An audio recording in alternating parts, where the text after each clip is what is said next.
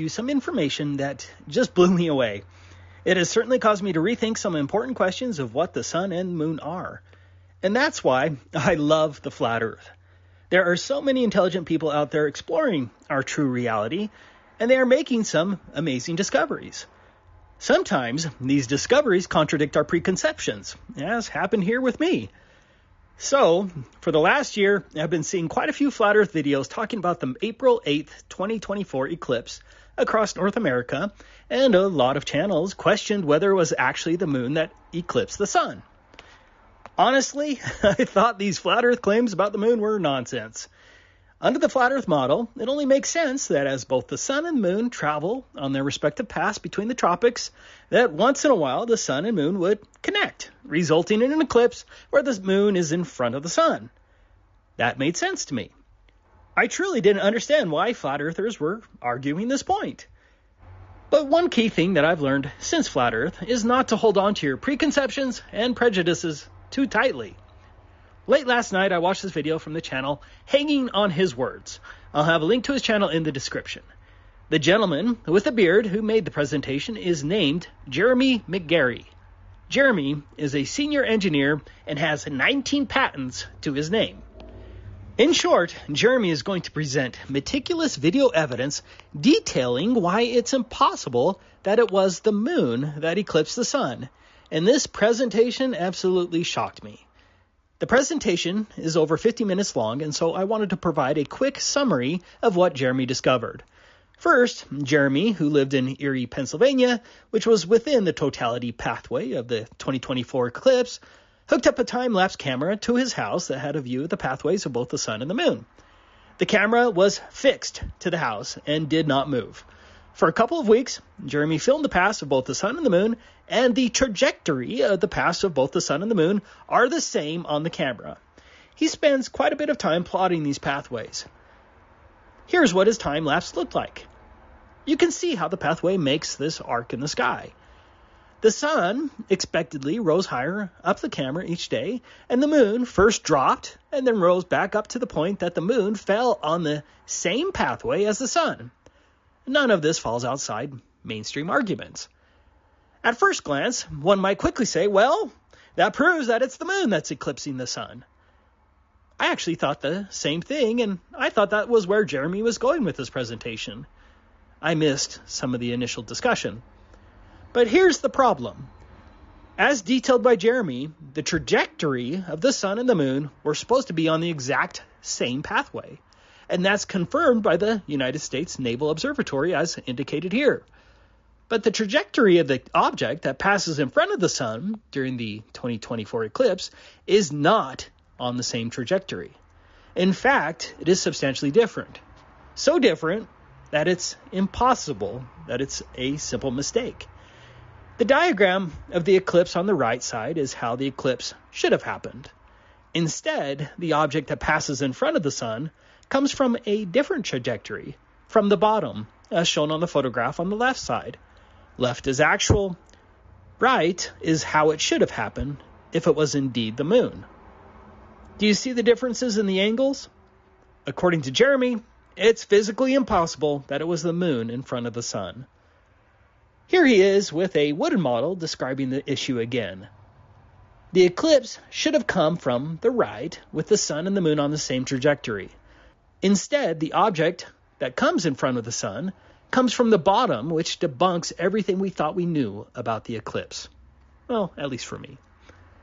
I just find this presentation fascinating and hope you enjoy it as well.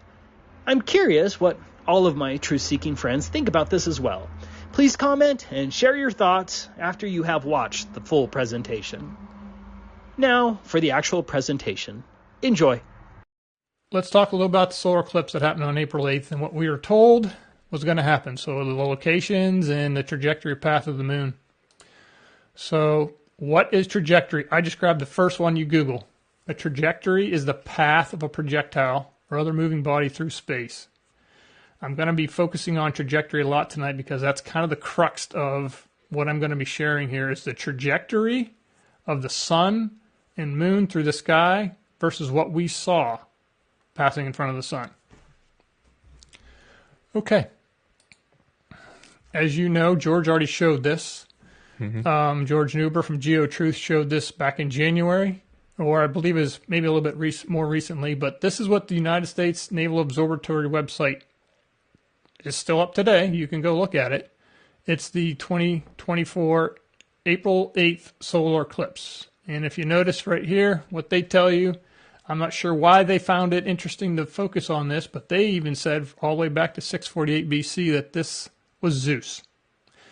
Interesting why they would say that. Really? Does it say that there? Yeah. I just enlarged the screen there.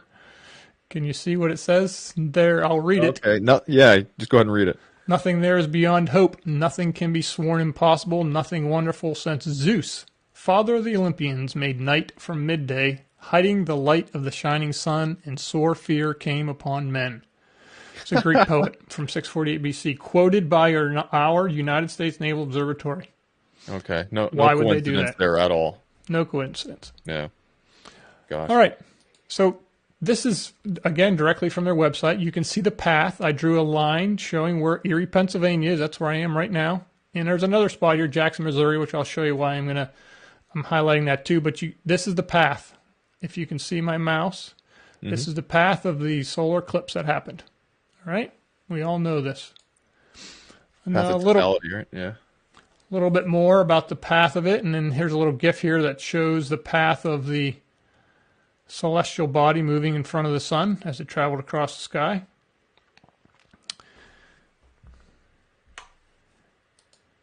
And now let's talk a little bit about the solar eclipse in Erie, Pennsylvania, because I'm going to share essentially my data that I collected in Erie. The maximum occurred at 3:18 p.m. Eastern Standard Time, so for those in the military, that's 15:18, and they'll mess with you a little bit here with different, the Zulu time and things like that. But essentially, it's 3:18 is when it happened for us. Mm-hmm. There is the lat and longitude finder. So when you know where Erie, Pennsylvania is, you can take this latitude, longitude, drop it into the United States Naval website, and it will tell you exactly when the eclipse begins, when totality begins, when the maximum eclipse is at its peak, and there again, there's their 1918, that's UTC time, they call it, but that is the same as 1518 or 3:18 Eastern Daylight Time. And then it tells you when it ends. So it starts about 1802, which is about 2 o'clock Erie time, and ends about 4:30. All right? So it's about an hour and 15 before the total eclipse and an hour and 15 minutes after. And this is, again, straight from the website of the United States Naval Observatory.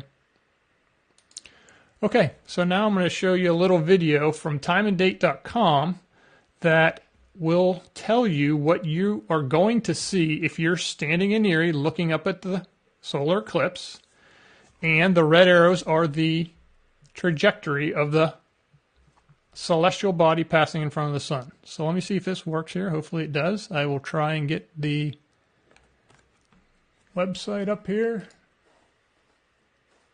Make this big screen. This is from timeanddate.com. They're going to tell you what you should expect to see. Okay. All right. Can you see that, Ken? I can, yep. All right, very good. So notice the trajectory on how it passes in front of the sun.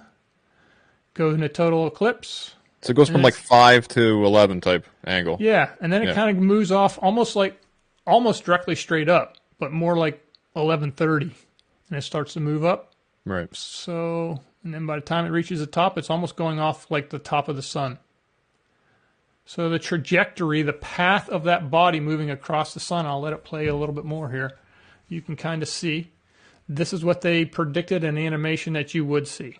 All right, so this is their prediction before the eclipse even happened. I'll show you what I actually collected. Let this play through here a little bit more. And then it goes off the top. All right. Let's start back to the show now. So you can see I drew the red arrows here. This will be kind of a common thing throughout here. The red arrows are the trajectory, the path that body is moving towards the sun. All right? Which may seem a little strange now, but I'll try and do my best here to show you why I don't believe what passed in front of the sun was not the moon. Okay. All right, so this is me with my Nikon P1000 camera. I have my cell phone also mounted to it to take pictures. And I tested it on April 7th. And you can almost see here the roof of my neighbor's house. There's some of my trees. I am trying to show you that I am basically oriented with the horizon. I am not tilting my camera to give you a trajectory that's off center. The horizon is fixed with my camera. And many thanks again to George Newber. I had a long conversation with him. He helped me set up my camera. I bought the tracker here. So there's a tracker that I can actually, you can see in my hand there, I've got the remote. You can move the camera so it keeps tracked as, you know, the sun keeps moving across the sky. So you have to keep your camera moving with it and it'll track it. So many thanks to George for helping. Yeah, shout out to George. Yes, that's thank awesome. you. And he got me hooked up with the right filters and everything for being able to view it, get good pictures. Nice. All right. So this is some of the pictures that I took with my camera. So you saw what time and date said. They said that how you saw the trajectory. The trajectory that I actually saw with my camera was not exactly the same as theirs, but it was an animation, right? So it's pretty close. You could see this, whatever's coming across the sun was coming in, like you said, Ken, like about 5 o'clock and moving up towards like 11 o'clock. That's how you could kind of see it. Mm-hmm. And these are the times, you know, right almost up before the total solar eclipse happened. And next slide here this is when we're going into total eclipse. And there's some red dots here. You can hear some people have shown pictures of, you know, what are these red dots? All right. I don't have a good answer for you on that. We'll let people decide what they think it is. But there's your solar eclipse. This is my camera. All these are my pictures. And then this is the diamond ring that everybody gets so excited about. Yeah.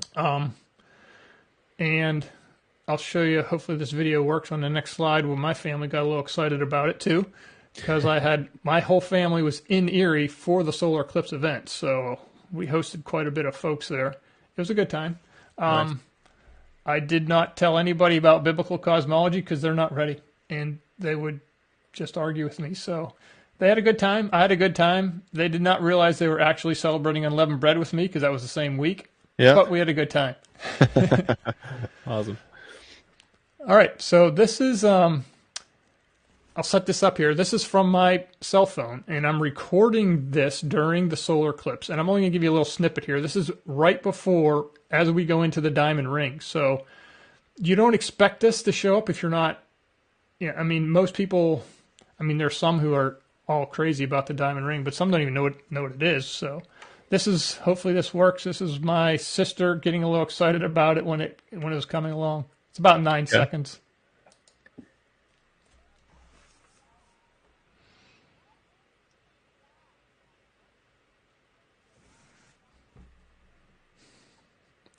Can you please tell me you heard that?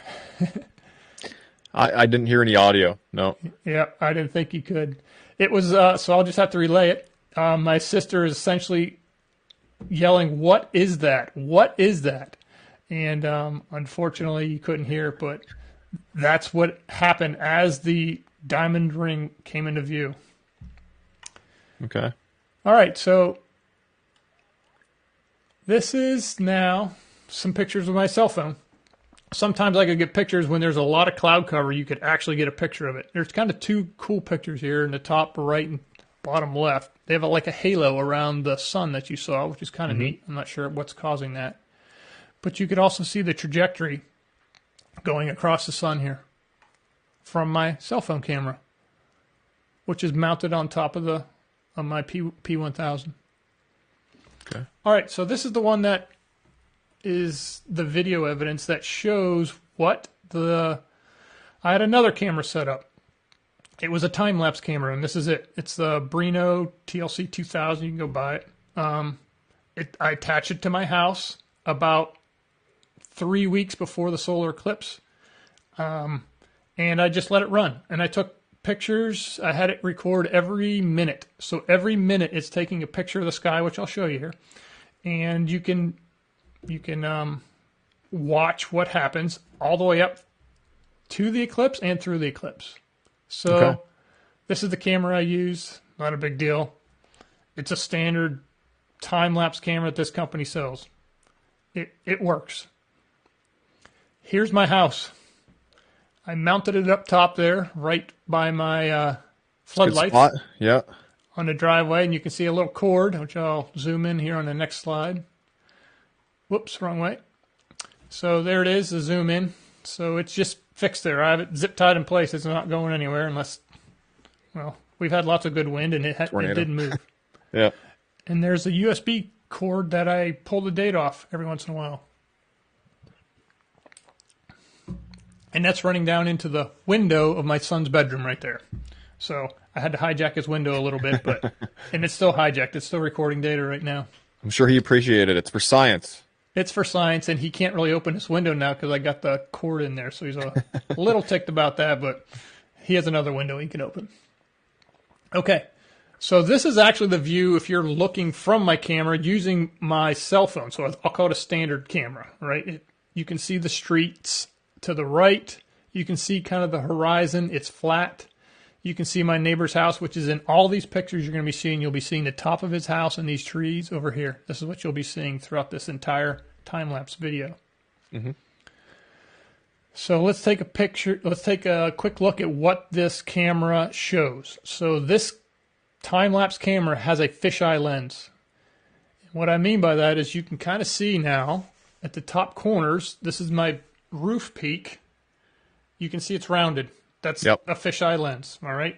We're not on a globe? That's not proving a globe there? Yeah, that happens a lot with the GoPro cameras. They're famous for the fisheye lens. Yeah. And you can also see there's a curved horizon. I told you, we just saw the picture of the standard one is not curved, and my street over here is not curved either, all right? So it's okay. Fisheye lens work. In the middle, it's roughly where you'll be seeing the sun and moon traverse across the sky here. Yep. It works pretty well. So at least you just know what you're looking at. Also down at the bottom here, there's a timestamp. So this one shows March 18th. That's when I actually started recording this. Like I said, about 3 weeks before the eclipse. The bottom also has the timestamp. And unfortunately, I'm off by 42 minutes because my batteries died before I got my USB plugged in. So every camera picture that you're seeing is off by 42 minutes plus some drift. There's also, I calculated my camera itself gets off by about a whole minute every week and I have to reset it. So it's not perfect, but it can be corrected. So we obviously know that the eclipse happens exactly at 3:18, and so I can back calculate everything. It's not a big deal. And then the last thing here is this is right down the middle of the picture here. My camera's looking at 187.9 degrees south, roughly almost directly south. And this is based on the true north azimuth as defined, again, by the U.S. Naval Observatory. Okay, so now that you know what you're looking at here, let's take a look at the video that's going to show the time lapse from March 23rd through the 26th. And the reason I'm picking this time is because in Erie, Pennsylvania, we have an average of about 100 clear days a year.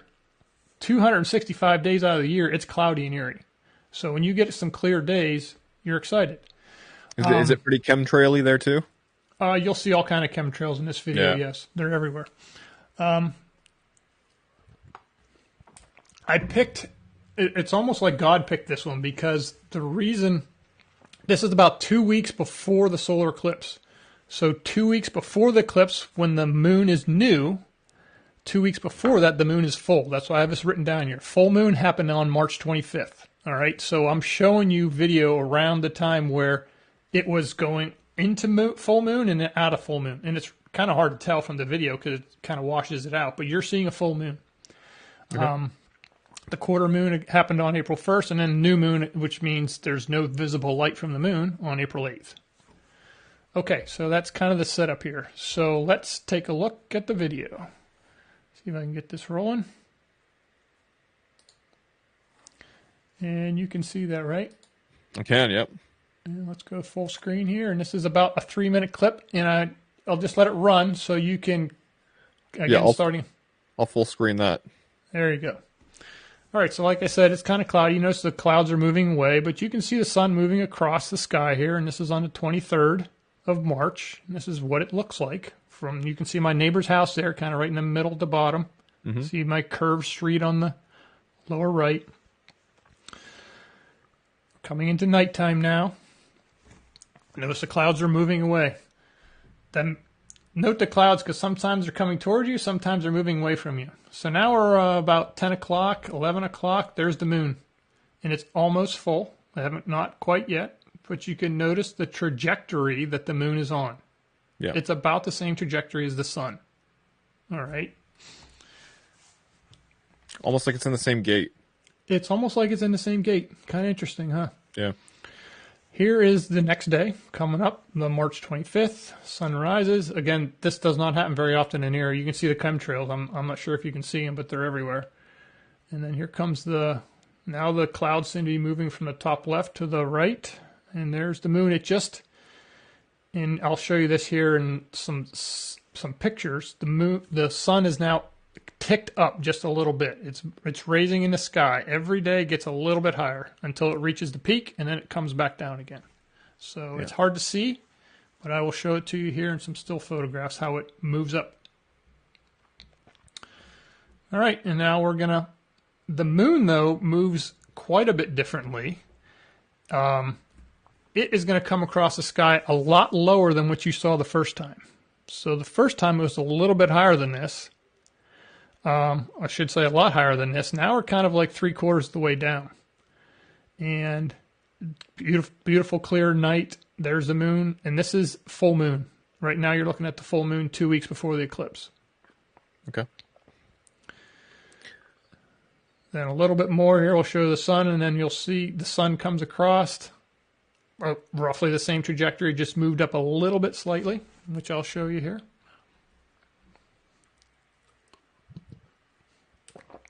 Yeah, it's wild how the clouds just every direction differently. Clouds are every direction. And the chemtrails are everywhere. Yeah. Man. But you can see it ticking through here. Mm-hmm. And now if you remember where the moon was the first 2 times, you'll notice the moon when it comes up this time, it's going to be almost in the middle coming across the screen. You see the street lights on at the bottom right. Yeah. We got about 180 eyes watching right now, Jeremy. This is the most I've ever had on a live stream. So awesome. Thank you guys for joining. You're joining on a really neat presentation here. If you're enjoying it, please hit the thumbs up. That would be awesome. Okay, so it is in the middle there. Yep, right. It's roughly in the middle. A bit lower, yeah.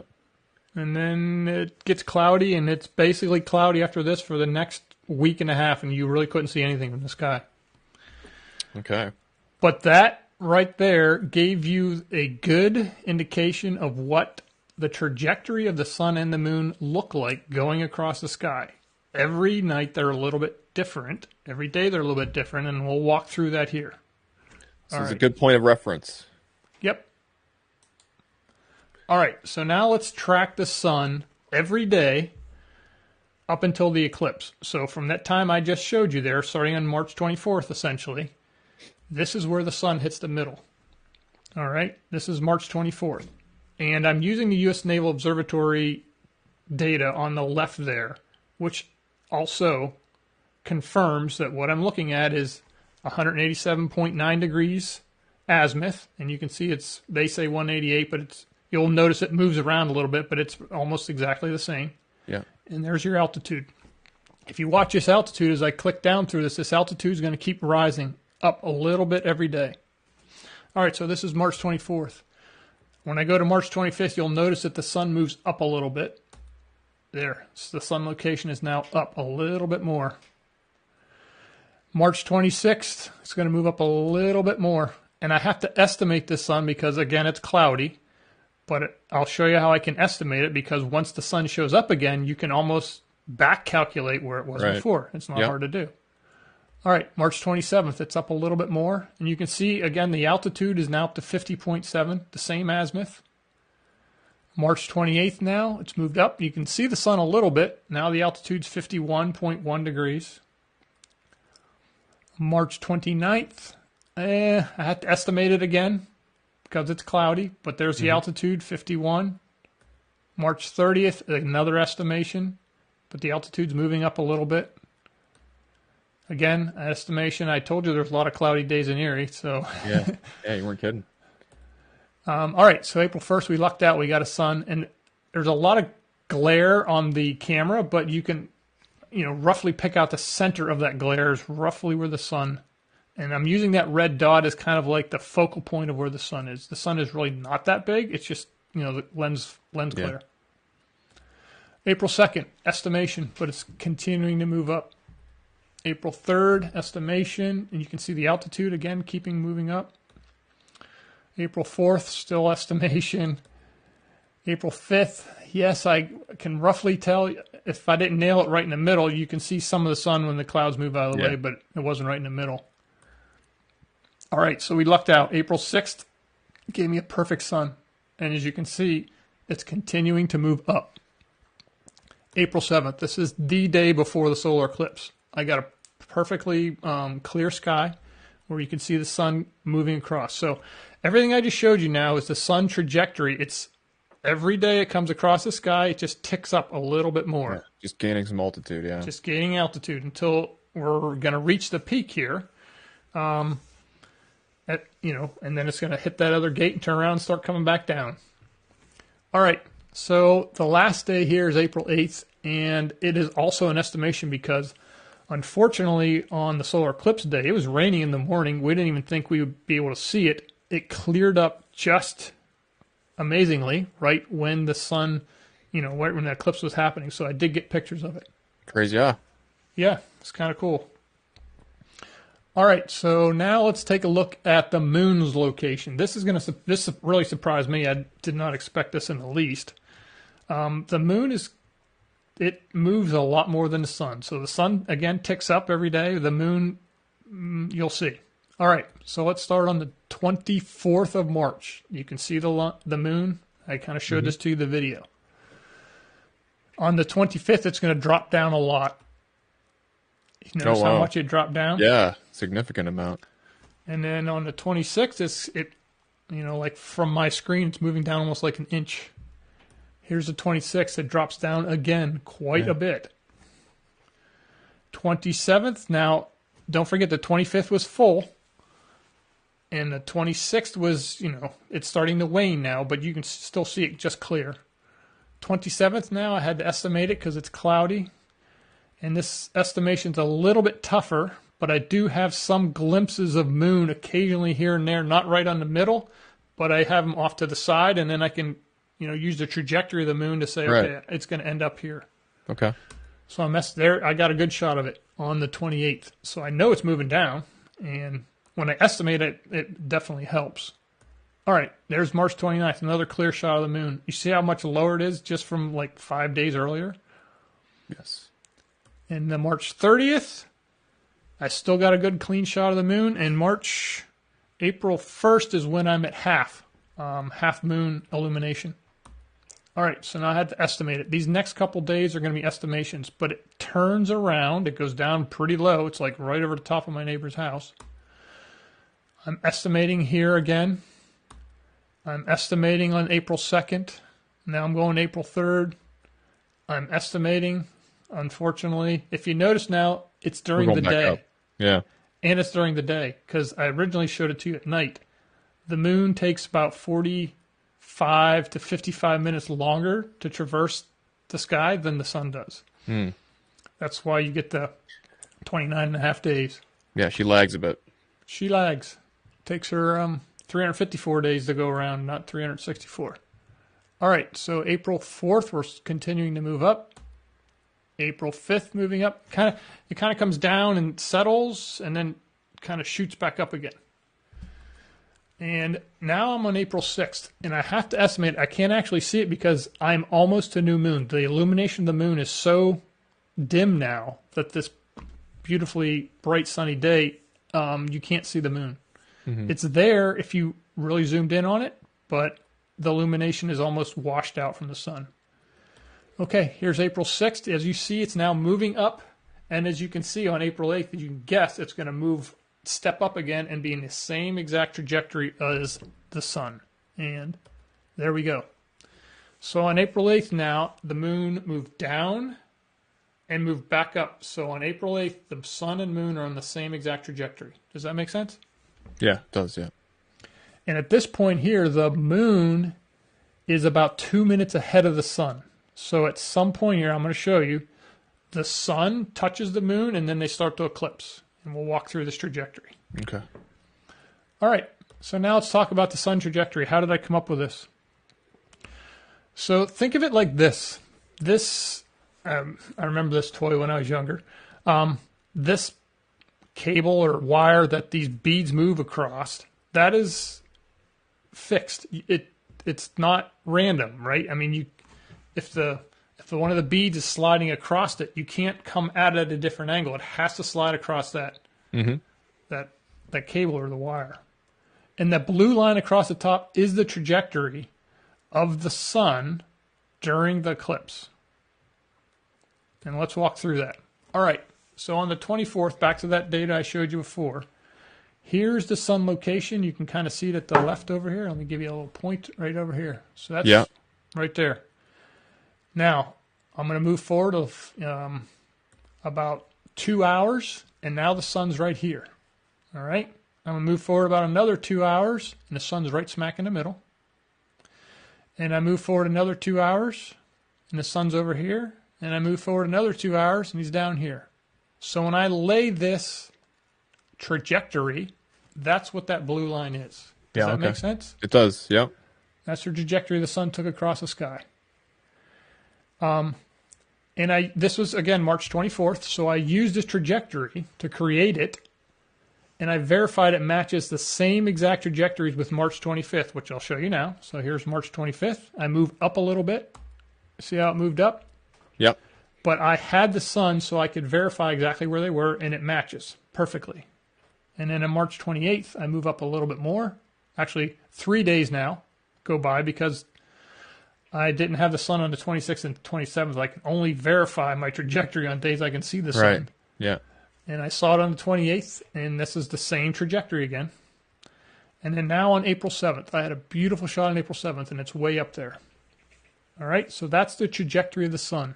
Now, I took this same exact trajectory of the sun and did it and dropped it on the moon trajectory around the same time, March 23rd, when I could see it, and it was visible and moving across the sky about the same altitude or the same position in the screen that you're seeing right now across the camera. Does that make sense? Yeah, it does. So I can see it. This is 2 weeks before the eclipse. And 2 weeks before, again, this is an almost full moon. Not quite, but it's the same height as the moon trajectory. So that's why I used the March 23rd. Again, I don't know how I got clear skies on this, but if I didn't get this data, I wouldn't be able to line these up. Yeah. So here's the moon. I could see it. I can still see it right there. You can see it's a cloudy night, so a lot of these, I can't even see it. Bam, there it is right smack in the middle. Over to the right now, I can see it moving over. And then as it goes off the screen, now I'm going to lay the exact same trajectory that I calculated for the sun on top of it, and it perfectly matches. Okay. Awesome. So that means now that the moon must match exactly the trajectory of the sun on April 8th, solar eclipse day, because if the moon passes directly in front of the sun, it has to be on that same trajectory. If it's a little bit lower, you only see half the sun cover. If it's a little bit higher, the other. Does that make sense? Totally. Yep. All right. I have a sense of where you're going with this, my friend. People are loving it, man. You're building up the anticipation. Everyone's loving it in the chat here. Good. All right. So now let's. I use the Naval Observatory data here again to kind of show you on the day of the solar eclipse, and you can see on the left side here is the sun. On the right side is the moon, and this is April 8th again, and it starts at 8 a.m., and I do like every hour. I pick out the exact location, which I'll show you here. So at the 15:18, that's total eclipse time. And then you can see the azimuth of the sun on the left is 47 degrees if you were out measuring it, and the altitude of the moon is also the same. Excuse me, the altitude, not the azimuth. And then the azimuth of the sun and moon are identical. They have to be identical at the time of the solar eclipse, or you can't have the one completely covering the other one. So this data matches. And you can walk back up through and back down. You can see that, yes, the altitude and azimuth of these, they're not perfect because obviously, it only eclipses at exactly 318. So they're off a little bit, but it's the same trajectory. The sun and moon are on the same trajectory, almost essentially across the sky. All right? Okay. All right, so now let's take a quick look at the solar eclipse day. So I'm going to play you a video, just like I did before, of my time lapse. You're not going to see as much, again, because it's very cloudy, but occasionally you'll get a blip of the eclipse happening. Occasionally you'll get a little bit of sun. But I will also walk you through in the still photograph after it what it looks like. So let's play this video here. Let me full screen this too. Yep. And I will jump ahead here to... All right, I'm going to move us forward to... I'll do April 7th. So this is April 7th. This is the sun. Like I told you, I had a beautiful clear sky on April 7th that I could see the trajectory of the sun going across the sky. So I know on April 8th, which gets a little more cloudy, it's the same trajectory, just a little bit higher. All right, so I'll just let this roll here a little bit. You can see the clouds doing their crazy thing. I always expected the clouds move the same way, but they don't. Yeah. It's almost like everything above moves up above us and not us moving. Isn't that crazy? It's kind of crazy. Yeah, we don't have this jet stream. It always goes from west to east. All right, so now we're at like 1 a.m. on April 8th. We're getting there. You're not going to see the moon because obviously the moon doesn't cross paths, and it's at 0% illumination right now until the next day. So it's just a clear sky. Now you can see the sun coming up. It's about 6, 7 a.m. now. It is cloudy. There's the raindrops. It rained on us the morning of April 8th, so we're like, okay, this is terrible. We're never going to see this. Everyone came to Erie. All the hotels were completely sold out for nothing, right? But then we get a little reprieve here, and I'm just going to let it play. You can see the sun pop up every once in a while. There's the eclipse right there. Oh, yeah. And then it moves off. Yeah, there's a little blip there. A little blip. So we got one little blip there. It worked out well. Okay. Now let's walk, because that was a fast and furious. Let's walk through some of the still photos here and see what we came up with. Awesome. All right, so this is now a trajectory comparison. So I used the same previously calculated sun trajectory. I just walked you through that, and I adjusted it a little bit higher for April 8th. And then I started laying on the points that I could see and seeing if it matched the trajectory. So here's the first point.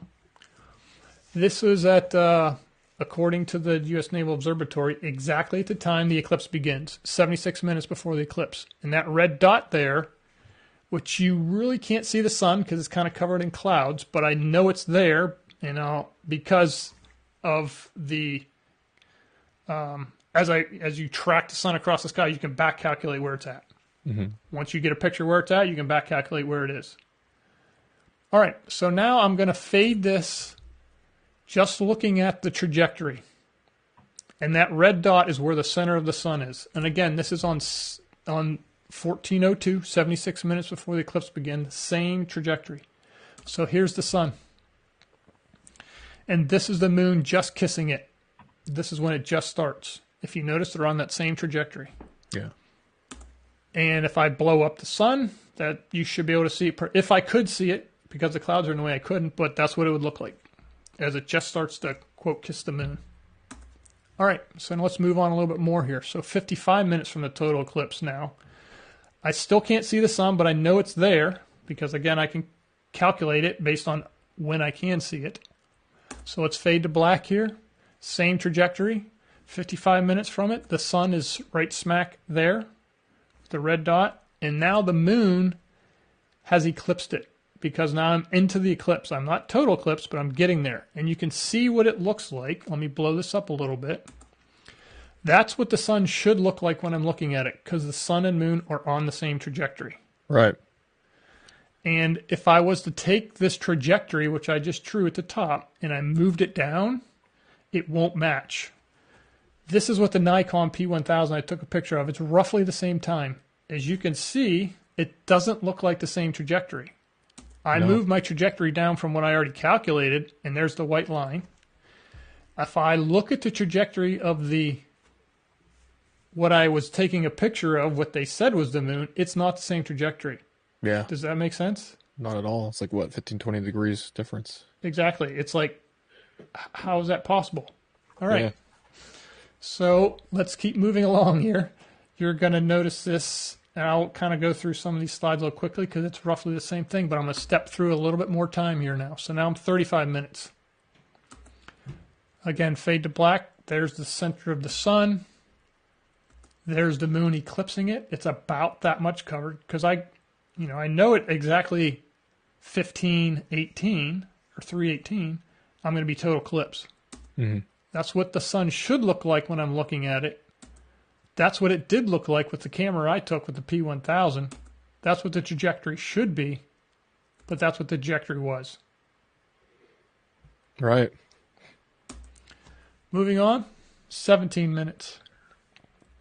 Center of the sun. Moon eclipsing it. I'm almost getting close to the total eclipse here, right? 17 minutes away from the total eclipse. There is what the sun would look like if I was looking at it.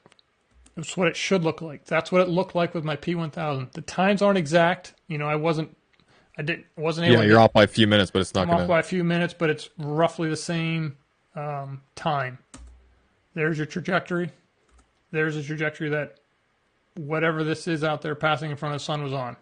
It's a different trajectory than what the moon is on. Yeah. All right, let's get to 6 minutes now. I'm almost in the full eclipse here. There's the sun. That's what the moon in front would be. This is what it should look like. That's what it actually looked like from my camera. There's the trajectory that it's on, should be on, and that's what the trajectory. And by the way, this red line, I'm adjusting it to make it look so it's actually moving on me. It's not always the same exact line. Yeah. And this is the total eclipse. So I know we blew by this picture really fast in the video, but if you take a look here, you can note the street lights. They're on in the lower right-hand corner because it was dark. It got really dark for us. It's kind of hard to tell with the camera because it adjusted for it, but right. Like crickets are going, like birds stopped singing, and it was... Yeah, it was eerie. I was eerie. driving my car on the highway when we had our partial eclipse here in Nova Scotia, and it just... I was just driving, and I slowed right down. Everyone slowed down the highway. They made announcements on the radio. Don't stop in the middle of the road. Don't do this and that. But people were slowing down, and I rolled my window down, and it was eerie. It really was. Yeah. Yeah, not like Erie, Pennsylvania, but it was still eerie. Yeah. So now we'll fade to black here. Again, total eclipse. There's the sun. That was something completely blocking the sun. That's what it should look like. That's the picture I took. That one matches because I'm in total eclipse. Yeah. All right, now 3 minutes after. Fade to black. There's the center of the sun. It's now passing the moon. It's a little bit faster than the moon. And this is what it should look like if I'm looking at it. That's what it looked like from my camera. There's, again, the trajectory just dropped straight down, and that's what the trajectory this one was on. Mm-hmm. And we'll just keep clicking through a few more here. 15 minutes go by after the total eclipse. It's passing the moon a little bit more. That's what it should look like. That was a pretty good picture I got with my P1000. Unfortunately, after the eclipse, I had to take my lens off during the total eclipse. I had the filter on my P1000 because it was taking good pictures before with the filter, but once you go into total eclipse, the filter will block everything out. It can't focus. You had to take the filter off. And then when I went to put the filter back on, I dropped it, and it's made of glass, and it broke. So I didn't get very many good pictures. The only reason I got this picture was because a lot of good cloud cover. So it kind of filtered it out for me. So unfortunately, I don't have that great of pictures afterwards. All right, so 35 minutes after eclipse, now you can see that this is what the sun should have looked like. That's what it looked like with my P1000. I know it's not the greatest picture, but again, I said I didn't have a filter on it at this point. It works, though. Works. We're understanding what we're seeing here, yep. I know I'm beating this to death because this is the key. Oh, for sure. No, this is good. All right, so now 55 minutes after, there it is. I used the time and date, yes, because I didn't have any pictures at all during this time. And the time and date is, like I told you, it was even a lot more weird trajectory than you expect, but that's what there was at that exact 16:13. Yeah. And then finally, this is 72 minutes after. This is when the eclipse ends. Now they're kissing each other, but on the other side. So the sun would be there, the moon would be there. That's what I should see. And this is, again, when the eclipse ends. All right. So the reason I showed you Jackson, Missouri the other day was because there was another YouTuber. A lot of people might know him, Smarter Every Day. He has like 11 million subscribers. And he had a video of him capturing, his lead up to capturing it and what he saw. So there's 3.5 million views on his video here. And the reason I'm pulling this one is because he did it all for this money picture. This picture is what he saw. He used an old school 35 millimeter camera where he just let the exposure come in he'd take a picture and then shut the exposure, but then he'd take the picture on top of the same film. Yeah. So you could see, this was his money picture, so to speak, and you can go to the website and watch it if you want. Go to YouTube. That's where it's listed. But the reason I'm showing this is because when I drop down here, if I lay my moons, or the sun's, what it should look like, against what I took a picture of, they almost look, not perfectly, but there's my trajectories and the white line at the top, and you could even say, his trajectories are off too. So I'm not exactly sure what his trajectory was across the sky, but it kind of matches what mine was. Wow. So I'm just using this to verify that even his data, he was looking at this saying he saw something else. At the time of the solar eclipse, he thought he saw something pass, I don't know, some spaceship or something. He doesn't know what it was. A Vimana flying by. Yes. But I was just using this to show that even his money picture shows a different trajectory that what you would expect. And it was roughly the same as what I saw. Wow, all right. That's so cool. So now I'm going to show you I built a model here, and I'll show it to you in the background here a little bit. This is my model I built. And I'm going to walk you through a video how I built this. So we got some analog here, yeah, folks. This is definitely analog. If you couldn't get the digital, I'll give you some analog here. So now let me show you a quick little GoPro video that I made that showed you how this went together. Let me see if I can get this together now. If you guys are liking this, hit that thumbs up button. I would appreciate it, and so would Jeremy.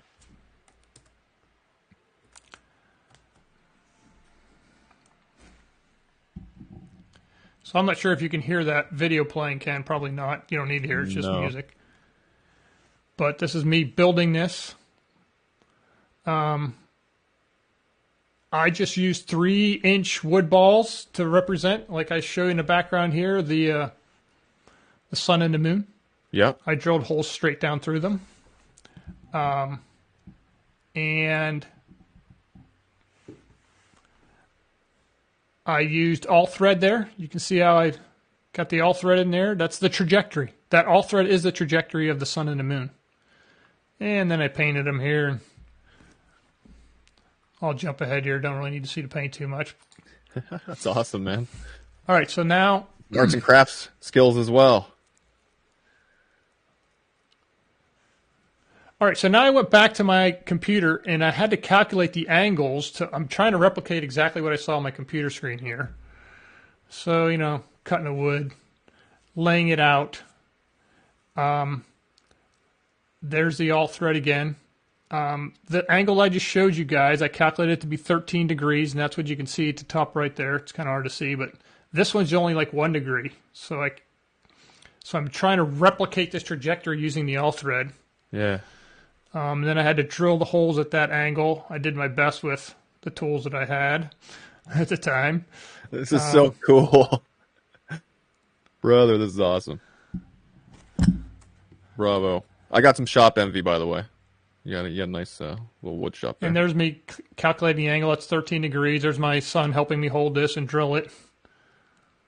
Nice. And there's me getting a trajectory. It's not quite right, so I had to like pull it up in the middle so I'm mimicking the same trajectory, and there it is. Wow. That is and that's cool, the finished man. Product. Thank you, Super GoPro. cool. Super cool. All right. So that was me building the model. That's what it looked like. And now let's go into the actual model. And the actual model, if you want to bring me back up here again, Ken, I'll kind of show this to you. It's Yep. All right. So this is a 16:9 ratio that you get from your camera. There is the sun and the moon just as they're starting to go into the eclipse, and you can see the trajectory. And I have the camera angled such that you can't see the two. As you notice, there's 2 all threads that these are running on, because this will pass in front of. Right? So you can see that pass in front. And I put a little tape on there so you can kind of see how it moves, but I will walk you through without trying to pull these too much. You can see how I can now model exactly what we saw in the sky. And I took pictures of that, and I'll show you these next. Nice. You put some serious effort into this, bro. This is awesome. All right, so here is the model trajectory, and I'm just showing you pictures of what I had before behind me using my physical analog model, as Ken says. And I'm just going to step down through the same ones that I already showed you. Okay, so this is the same at the beginning of the eclipse. As I'm moving through the eclipse, you can kind of just focus on the white sun. This is what it should look like. As I keep stepping down through here, I'm getting a little bit closer and closer to total eclipse. I'm almost to total eclipse, and I'm moving the sun and moon across this trajectory. Mm-hmm. And now I'm in total eclipse. And I keep moving. You can see the sun starting to peek out on the right side there, and you can see a little bit more. See a little bit more. Almost out of the eclipse, and now we're out of the eclipse. Awesome. And one more little piece here. I'll just zoom in a little bit here, give you a little zoom in here, what it should look like. And this is all, the trajectory again is showing you what the sun should look like if I'm standing on the ground looking at it, and there was a moon passing in front of the sun that would block it. Does that make sense? Yes, it does, sir. Now I'm in total eclipse. And you can see there are 2 all threads there, right? You can kind of see it in the back. You can see it, yeah. Now we're keeping moving along here, and we're out almost of eclipse. And there you go. Awesome. Okay. That is pretty much my presentation, Ken. I do have one final question from my son that he posed this. And I wasn't even thinking about this because my mind has already flipped to biblical cosmology, so I wasn't even thinking about the heliocentric model. But he says, if the sun is, quote, fixed in the sky and the earth rotates clockwise with its moon, why didn't we see the moon overtake the sun? It was exactly opposite of what we saw. Yeah. Because what we saw was the sun overtake the moon.